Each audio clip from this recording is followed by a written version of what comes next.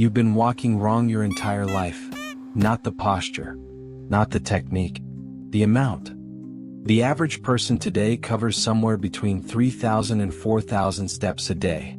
Maybe a mile and a half. Maybe 2 on a good day. But for 99% of human history, the version of you that actually shaped this body, these lungs, this brain, was covering 12 miles. Every single day. Not because they wanted to. Not for a fitness goal. Not because some app told them to close their rings. And the reason why tells you something deeply uncomfortable about the body you've been living in your entire life, and why it keeps failing you in ways that seem completely unrelated to walking.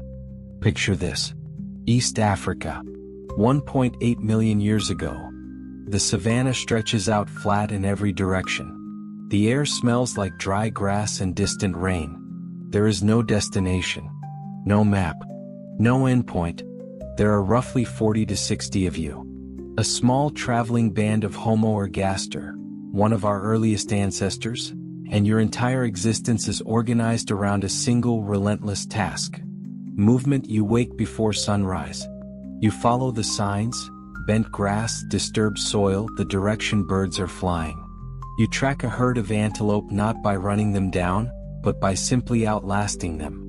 You walk through heat that would stop any other predator in its tracks. And then you walk some more. Scientists didn't piece this together from guesswork. They worked backwards from evidence. Fossilized footprints preserved in volcanic ash at Laetoli, Tanzania, 3.7 million years old, show a stride pattern almost identical to a modern human walking at a comfortable pace. Not sprinting. Not scrambling. Walking deliberately across open ground. And then there's the living evidence. The Hadza people of northern Tanzania are one of the last remaining hunter-gatherer communities on Earth. Researchers fitted them with GPS trackers and accelerometers and followed their movements over months. Hadza men averaged between 11 and 14 kilometers of travel every single day. Hadza women 8 to 10. That's not a coincidence. That's a baseline. The baseline our bodies were built for, and then scientists found something nobody expected. For decades, the assumed answer was obvious. Prehistoric humans walked because they had no other choice. No wheels. No engines. Walk or go without. Simple. Logical. And almost entirely incomplete. Because what the evidence actually shows is that we weren't just forced to walk. We were architecturally designed for it, in a way that no other large animal on this planet quite matches. Start with the feet. The human foot has 26 bones, 33 joints, and over 100 muscles, tendons, and ligaments. That's an extraordinary amount of engineering for something you barely think about. The arch alone functions as a biological spring. It compresses under load and releases stored energy with every step, reducing the metabolic cost of walking by around 17% compared to a flat foot. Then there's the Achilles tendon, the thickest and strongest tendon in the human body. A 2004 study in Nature by Dennis Bramble and Daniel Lieberman at Harvard showed that this tendon, along with our uniquely narrow waist and shoulder-hip decoupling, makes humans extraordinarily efficient over long distances. We are, anatomically, a persistence locomotion machine. Built not for speed but for duration. Think about what that actually means in practice. A lion is faster than any human alive. But a lion overheats within minutes of a sustained chase in open sun. It has to stop. It has to find shade. Humans have somewhere between 2 and 4 million sweat glands distributed across the body, one of the highest densities of any species on Earth. We cool ourselves through evaporation while we move. We can follow prey on foot across open terrain for 6, 8, sometimes 10 hours without stopping. That's not just survival. That's dominance through endurance. And this is where it gets genuinely mind-bending. The walking wasn't just feeding the body. It was feeding the brain. Movement triggers the release of BDNF, brain-derived neurotrophic factor, a protein your neurons use to form new connections, repair themselves, and stay sharp. It's sometimes called miracle grow for the brain because that's roughly what it does. It promotes neuronal growth in real time.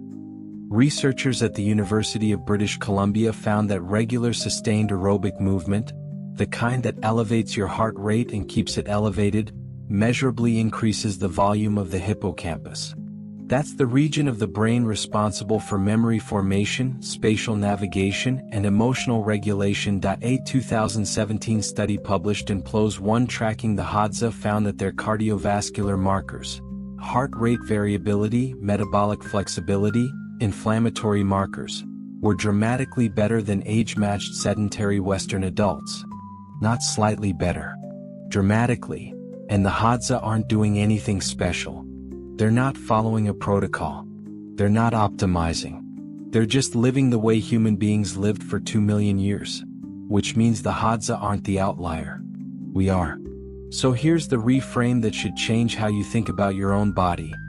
Every time you feel mentally foggy after sitting at a desk for 8 hours, that's not a personal failure. That's not weakness. That's not a caffeine problem.